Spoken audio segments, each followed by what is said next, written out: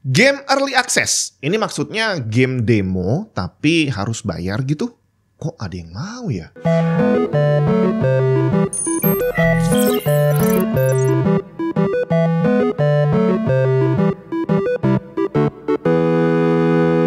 Hari gini jangan sampai ketahuan kalau Windows kamu bajakan. Malu bre. Paling aman sih beli original aja. Di cdksales.com kamu bisa beli Windows original dan dapetin diskon tambahan dengan menggunakan kode voucher TNT saat pembelian. Pembayaran bisa dilakukan menggunakan GoPay maupun OVO. Setelah pembayaran selesai, kamu akan dapat serial number yang bisa langsung digunakan untuk mengaktifasi Windows kamu. cdksales.com juga menyediakan game dan software original lain seperti Microsoft Office. Selengkapnya cek link di bawah.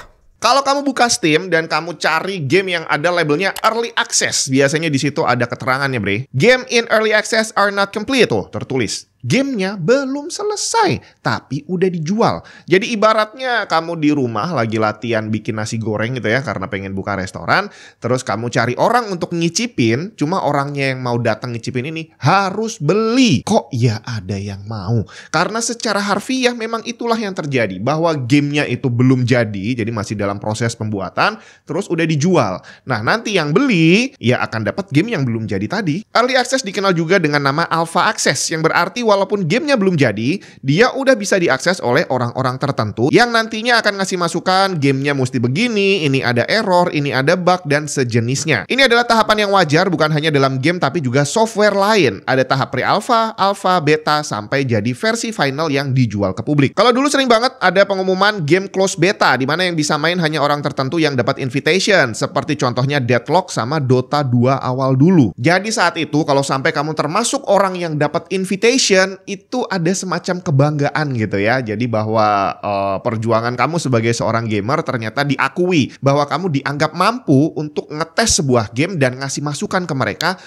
gamenya harus diimprove seperti apa yang error, apa yang harus dibenerin dan sejenisnya. Cuma masalahnya tadi kalau invitation kamu diundang, ada rasa kebanggaan gitu ya. Tapi kalau early access kamu beli sendiri bre. Game yang belum jadi tadi kamu harus beli dan kamu harus ngasih masukan ke mereka. Kok bisa? Early Access dikenal juga dengan nama Alpha Founding atau Paid Alpha, di mana sebenarnya si pembuat game butuh duit untuk meneruskan development gamenya. Jadi bukan yang undang orang untuk bantuin, mereka justru menjual game karena butuh uang. Beberapa game yang punya tahap-tahap alpha beta ini, ada yang punya stage terakhir namanya open beta. Ini adalah versi sebelum final. Jadi gamenya udah hampir jadi, dan untuk memastikan sebelum dijual ke publik, mereka akan biasanya mengundang orang untuk ngetes gamenya dulu. Dan kalau hasil tesnya ini bagus, baru akan dibuat versi finalnya untuk dijual ke publik. Salah satu contohnya adalah Path of Exile. Jadi untuk memastikan bahwa gamenya memang udah layak jual, para open beta tester ini harus ngasih input. Ada bug di mana, error di mana. Jadi bukan hanya main untuk seneng-seneng,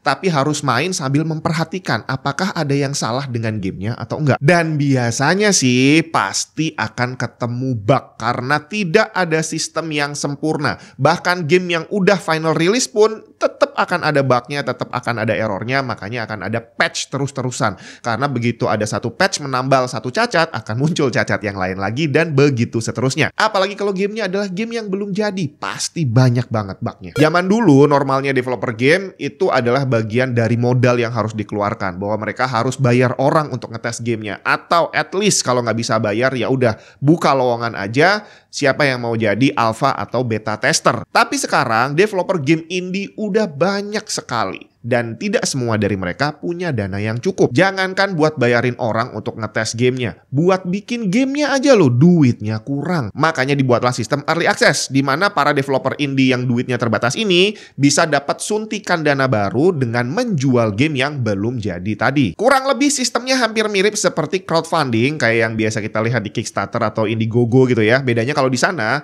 itu yang dijual umumnya adalah produk, dan itu pun juga produk yang belum jadi. Bahkan beberapa ada yang masih dalam tahap konsep gitu ya. Konsepnya dijual, orang yang pengen dan mau mendukung bisa langsung pre-order. Jadi kita pre-order barang yang belum jelas bakal jadi atau enggak. Sedangkan untuk early access, gamenya udah ada. Cuma tadi butuh suntikan dana lewat sistem yang hampir mirip seperti crowdfunding. Salah satu game pertama yang sukses menerapkan sistem early access adalah Minecraft. Di tahun 2009 mereka menjual versi alpha dalam bentuk early access. Cuma waktu itu belum ada istilah early access. Saya nggak tahu namanya apa. Baru di tahun 2013 2013, tim mulai mempopulerkan sistem early access untuk membantu developer game indie menyelesaikan proyeknya. Sistemnya terdengar ideal, tapi secara logika saya masih belum bisa menerima. Kenapa? Karena kalau dibilang gamenya belum jadi, itu berarti ya bukan hanya banyak bug. Jadi kalau misalkan gamenya itu adalah game yang story, ya story-nya belum selesai bre. Jadi kamu beli game keluar duit mungkin 100 atau 150 ribu gitu ya.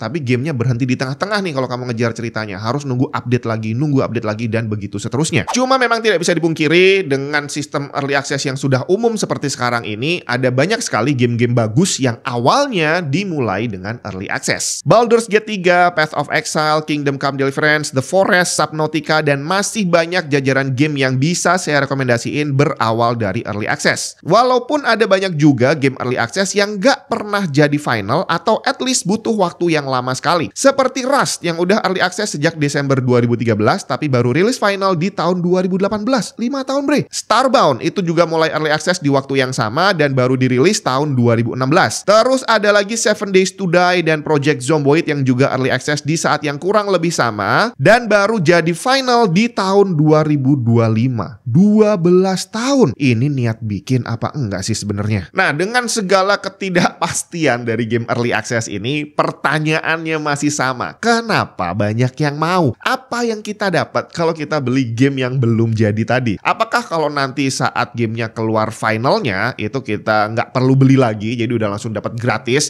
Jadi let's say kamu beli early access cuma 120 ribu, terus game finalnya nanti harganya 600, berarti kamu nggak perlu bayar 600. Cukup yang 120 ribu di awal, kamu bisa dapat final gamenya. Atau seperti apa? Dan ternyata memang itulah salah satu hal yang dijual sama mereka dengan early access, bahwa harga finalnya nanti kurang lebih segini. Kalau kamu beli sekarang ya udah cukup bayar sekarang aja. Nanti waktu final release nggak perlu beli lagi. Atau ada juga yang ngasih keuntungan dalam bentuk bonus skin, artbook dan sejenisnya. Walaupun ada juga game early access yang udah dijual mahal dari sejak awal seperti Baldur's Gate 3. Cuma di sini yang dijadikan target sama para pembuat game ini bukan gamer casual kali ya, tapi gamer yang memang bener-bener into banget sama gamenya, dan kemungkinan kalau udah kenal sama developernya, mereka udah yakin banget sama developernya, dan dengan membeli early access itu mereka bukan hanya dapat gamenya, tapi dapat perasaan memiliki, bahwa mereka juga ikut mengembangkan gamenya, bahwa di patch yang ini itu adalah menutup bug yang dulunya gua yang nemuin loh bre. Nah tinggal masalahnya yang versi final tadi yang harganya lebih mahal itu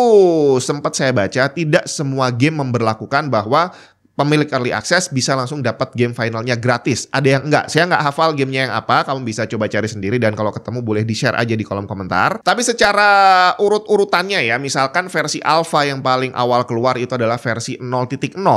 Terus habis itu ada patch baru 0.1 dan seterusnya jadi beta, terus close beta, open beta. Nah, nanti versi final itu adalah update 1.0.